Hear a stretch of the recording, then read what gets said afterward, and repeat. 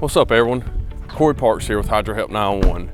Wanted to show y'all what we as trained professionals look for as soon as we step out of our truck when we go to a customer or potential customer's house to do a structural or waterproofing inspection.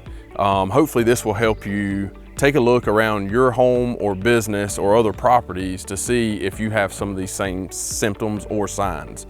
So when I step out of my truck, when I pull up to a house, the first thing I'm looking at is what do the gutters look like?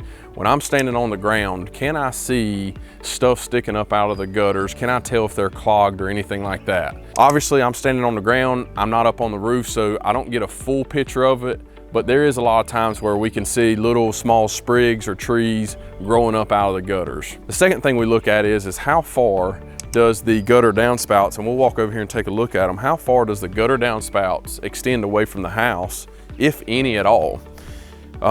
We always recommend gutter downspouts to extend at least 6 foot, but the further you can get them away from the house, the better. You can see this gutter downspouts extending about 4 foot away. So that is better than nothing, but we would prefer to get that water on away from the house and from that home's foundation.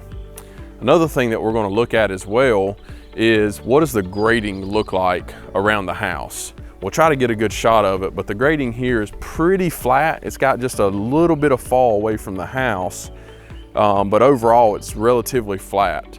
The ideal situation, we would like to see a lot more slope to get that water to run away from the house.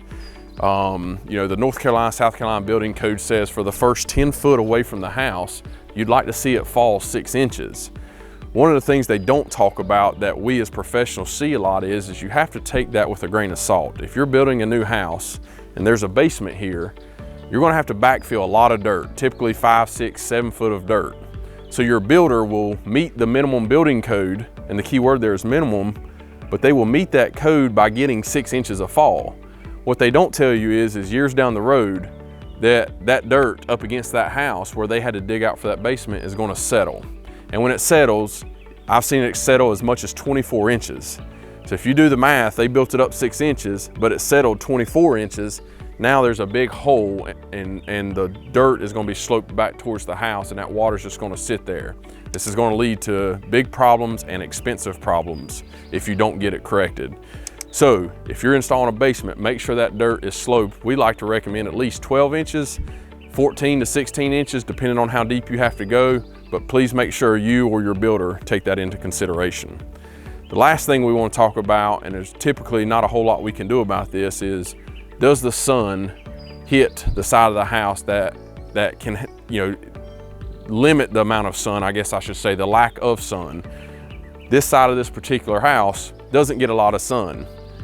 When you add that into the gutter downspouts not extending quite as far as we'd like to see away from the house, as well as the grading not being sloped quite as steep as we'd like, you kind of create a recipe for disaster, and it just stays moist over here all the time, which saturates the ground.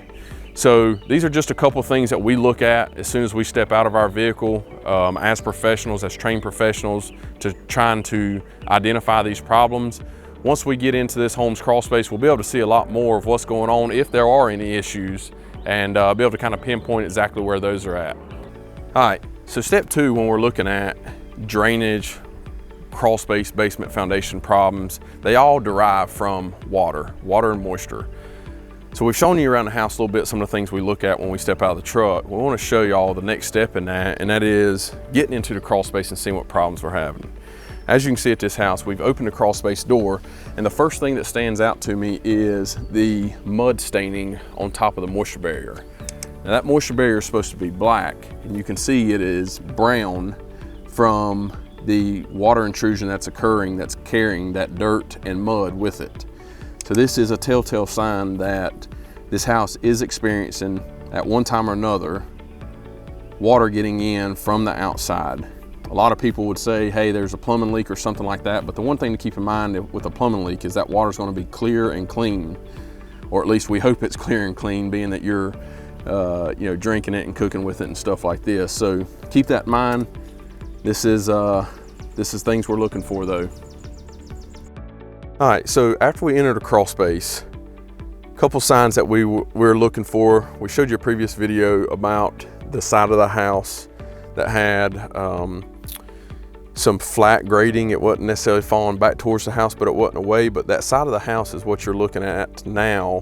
And you can see, and I will try to turn the light, you can see the signs on the inside of the crawl space that we look for. Now this is a mild situation, and we can tell that because of the white efflorescence.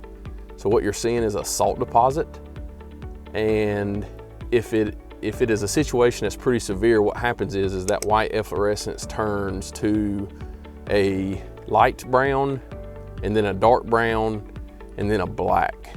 So when we're seeing it looking white like you see here in this video, a lot of times we're trying to see if we can correct the issue without being too invasive, or doing too much destruction, or just simple fixes such as redirecting some gutters and stuff like that. Once it starts turning brown and black, that's typically when we start recommending other solutions that we know are going to take care of the issue.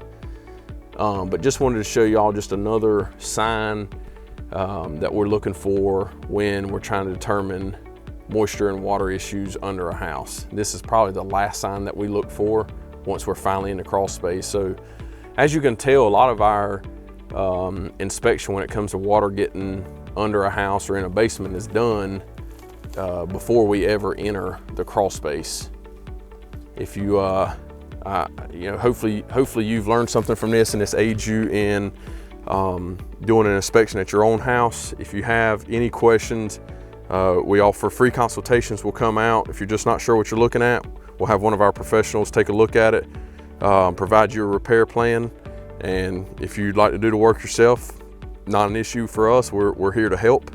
If it's something that's above your skill set or something that you just not wanting to fool with, we'd be happy to take care of it for you. So give us a call. If you have any basic questions, you can shoot us a text through any of our, or to our work number, which is 704-813-9554. You can also contact us on any of our social media channels or through our website.